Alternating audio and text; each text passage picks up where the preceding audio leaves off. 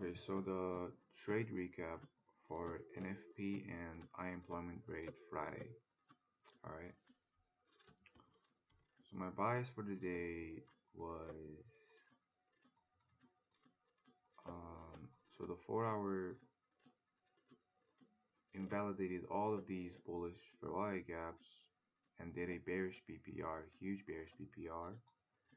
Okay. And then a daily time frame, uh, Thursday got a huge reaction off of this bearish Ferrari gap to the downside, and I thought like bullish SMT might get broken, and we might go and sweep out this doji candle low, which there's a lot of profit taking and orders where we're going to get filled.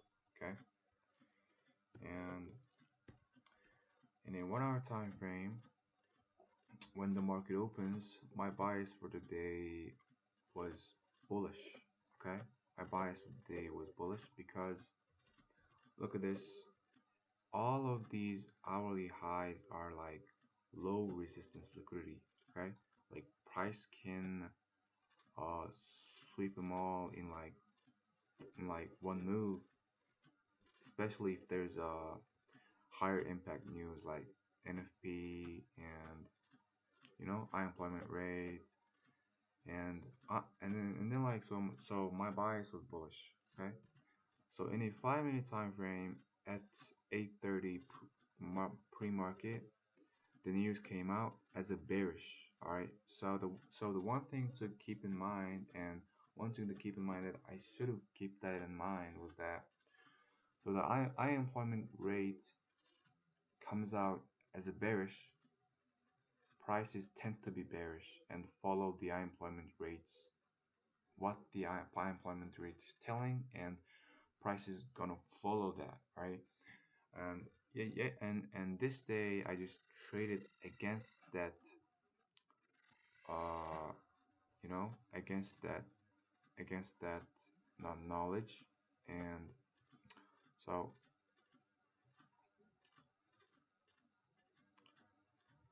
after my market open, uh price swept some lows, pushed higher, swept these 1 hourly highs, and then the prices just generated liquidity and swept liquidity, and then price just pushed lower. All right, so I was expecting NQ to sweep out these equal highs, maybe like after some retracement to the downside, but it didn't happen. So prices just generated liquidity and then never come, never look back to it. All right, price just reversed back and follow its bearish unemployment rate and bearish NFP news. All right. So the entry confluences that I potentially could have taken advantage of is that, um, okay, bearish S&T right here, 5 minute bullish Ferrari gap invalidated. So inversion gap, maybe entry on the inversion gap retracement, and then look for that, or or in a 1 minute time frame, there was like S&T, but like, okay, let me just first talk about the first trade and second trade that I took.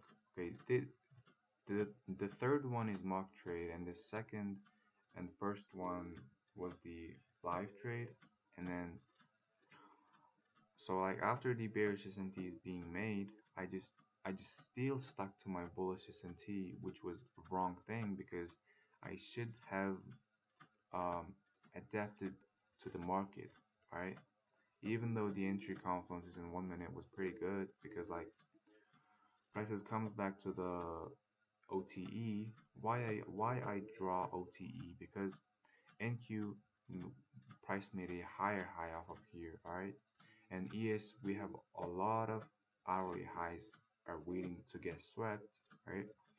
And then in 1 minute entry confluences was that 1 minute bullish BPR to the upside with a lot of momentum, and I just solely entered off of that. The more smart thing I should have done was that I should have waited for like retracement back to the bullish BPR and some 1 minute rejection, alright? Prices never did that, alright? Okay, and then price just dumped. So after like my bullish BPR is invalidated and bearish fair value gap is being too sensitive, I shouldn't have taken the second trade along. I should have taken it like short, alright?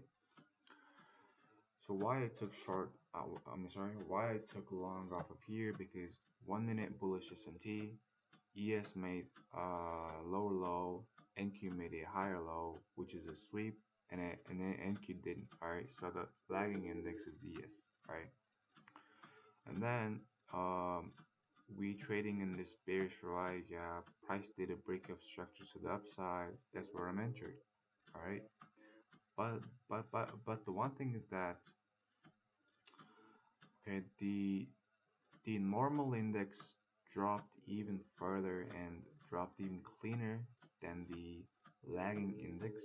Alright, lagging index is kind of chopped, but still kind of dropped to the downside though, as you can see.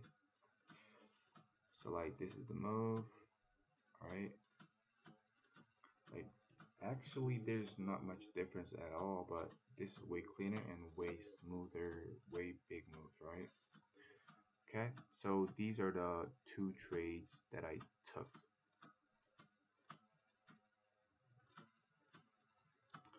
Okay, so the potential trades that I could have taken was that maybe maybe on Nasdaq after the S&P.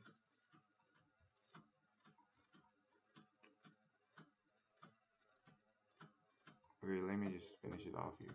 That's pretty much it.